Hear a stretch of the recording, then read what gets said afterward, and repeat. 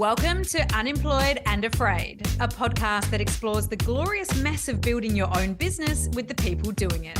I'm your host and fellow business builder, Kim Kerton. Thank you for being here.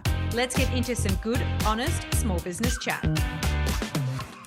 To be in business is to actively think about cash flow and profitability pretty well all the damn time. Just me? No, I didn't think so. I've been thinking about my relationship to money a lot lately. And not just because I want more of it in my business, because I want to have a positive relationship with it and for the flow of money in and out to feel really good. In somewhat of a personal share, I don't know, unsurprising for me, sarcasm, my money plan is to earn more, to save more, and invest more, in that order. Probably not too different to most people's goals with money, though. But I also wanted to take a look at why I want this and what not having it means to me. So, continuing with said personal share, the need to generate more revenue has been the core of my physical anxiety responses for a little longer than I think I'm willing to admit. The physical symptoms that I experience personally are a strong awareness of my heartbeat pretty well all the time, an inability to focus, a tiredness that just never seems to go anywhere, a tight jaw, locked up shoulders from time to time, like lots of that fun stuff. Perhaps you can relate to some of this feeling. And now, while I do what I can to be aware of and treat these symptoms, I watch my caffeine intake, I meditate, I breathe deeply, and I exercise in varying success depending on the day itself. But it never quite shifts. I know that this baseline of safety, financial safety, which speaks to so many layers of safety, like having a roof over our heads, food to sustain us, all the basic human needs, it all requires money. So when I'm worried about not having any, lol, or just not having enough, I feel unsafe. I joke, but it's a very serious thing. You know, that sense of feeling unsafe from not feeling like you have what you need. And that's when I get to welcome in all of these anxious feels. Then, of course, from that comes naturally the constant fear of what I'm spending, thinking about where the next line of revenue is going to come from, the next deal, the next opportunity, and not necessarily knowing what to focus on first to try and make it happen. And what frustrates me is not being able to take adequate care of myself the way that I want to, or feel free enough to be connected with family and friends like I want to when that base feeling of financial safety isn't present. In the simplest of terms, I want enough money in my life to be able to take great care of myself physically and mentally, so that I'm best placed to operate at my full potential and achieve amazing things. I want to achieve amazing things. And I'm sure you have big goals just the same.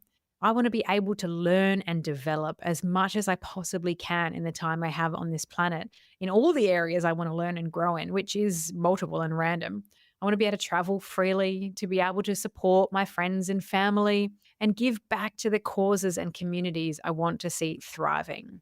Being able to travel freely is a big one because I live interstate from my family and so many of my friends. But it's all of that. It's all of that element of that financial safety, providing the ability to live the kind of life you want to live and feel good in it. It's just the world we live in, right? So I've been looking at what I'm lacking, how it makes me feel to lack in it, to understand why I want it so that I can articulate it as I just did. And so then all that's left to understand now, I'm aware of what I'm wanting more of. I'm aware of how it makes me feel to not have it. And I understand why I want it. So all that's left is to explore my relationship with money and the stories that I tell myself consciously and subconsciously about it. We all have money stories. We have experiences of money at a young age, at any age, that define the role that it plays for us. And I'm certainly not an expert on this topic. There are some incredible people out there exploring this very topic, and I encourage you to engage with their learnings, which is what I have been doing, which is bringing me to share this with you today, because I've learned a few things that are helping, and maybe you can relate to those too. My dad, when I was little, but more so when I was an annoying teenager, he always used to say money doesn't grow on trees, which usually came about when I was asking for money for something that I wanted or desperately needed, because again, asshole teenager. But hearing about money in this way, perhaps it's something that you've heard quite a lot as well as a young person. It translates to money not being easy to come by. My parents ran their own business for their entire career, and my dad used to work really consistent long hours and work hard. So that's what I've witnessed. And I've learned that money comes from hard work and long hours, and that it doesn't grow on trees.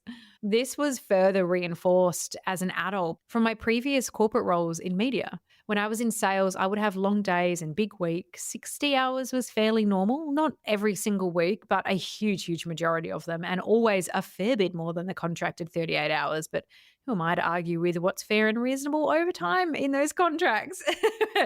I worked in a role where extra income, read commission, was achieved by getting more and bigger sales. So if there was money on the table to be had, I was working and I was staying around looking for those opportunities to find more revenue so that I could earn more money. Then I landed my great head of create job, which came with a great salary and bonus opportunities, and it was hard work. So I was reinforced again and again that in order to make good money, you have to work a lot and work hard, and it probably won't feel great in your body and in your mind. Then there's the story around people who are wealthy. If you're not part of that circle, you can come to view people with money with a bit of a negative outlook. It's probably driven by jealousy. Like, here's statements about what quote unquote private school kids are like, which is, grossly unfair, but it's something that it gets said, putting behaviors of certain individuals back to just because they're rich and making sweeping statements. And any kid will look at someone who has more than them and feel some jealousy. And so there's that chance to tell ourselves a story. I know I sort of told myself a story about what people who had money were like. And perhaps I didn't want to be quote unquote like them, some sort of subconscious thing. That's what I'm still trying to figure out because I feel like I had some great rich friends and I just loved them. But I don't know. We're exploring money stories here, right? And personally, I've never seen money or wealth come in an easeful or passive manner. The internet gurus we have now will tell you all you need is 1 hour a day and a course to be a friggin' millionaire. And I'm always very suspicious of those statements when it's followed by, and buy my course to find out how. But that's a pretty new thing, really, in the grand scheme of things. The internet culture of entrepreneurs and quick riches being made off of the most random things is still kind of new in terms of popular narrative. So it seems that I might have an inbuilt system or relationship to money, that it comes from hard work. And I fear the burnout that can come from that hard work, as I've experienced that more than once. And so to climb that mountain over and over again, just thinking about it, it feels really, really hard. So it's pretty easy to see how, based on a money story, whatever the money story we have is, the internal environment might not be exactly poised for money to flow on in. So, this is something that I'm working to reframe. And maybe just by hearing this, you'll be sparked to think about your own money story, how it might be playing out in your world, and how you might like to try and rewrite it. There is plenty of smart people out there who equate money to energy. Might be a little woo woo, and that's okay if this isn't for you, but personally, I am right into it.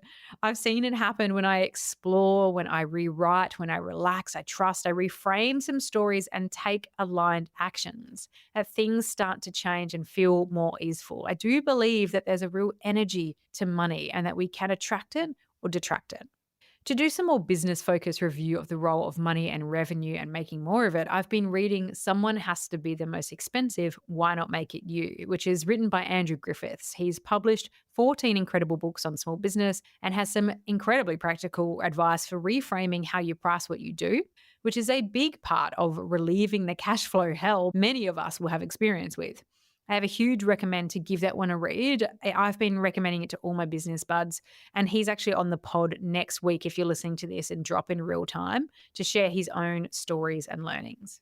Our relationship to money in business is so heightened. It just makes good business sense to look at it from multiple angles and take actions to get into the place we want it to be.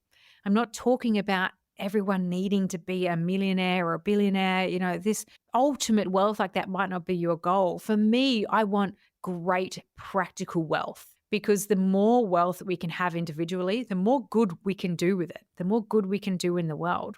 And I don't just mean giving to charity, very important, of course, but I mean showing up as the healthiest, most supported version of ourselves, to be able to vote with our dollar and to buy things and to invest in businesses and causes that do good in the world. Without that baseline of wealth, whatever that wealth means to you, everything else is, of course, going to be a lot harder in the world in which we live and operate in.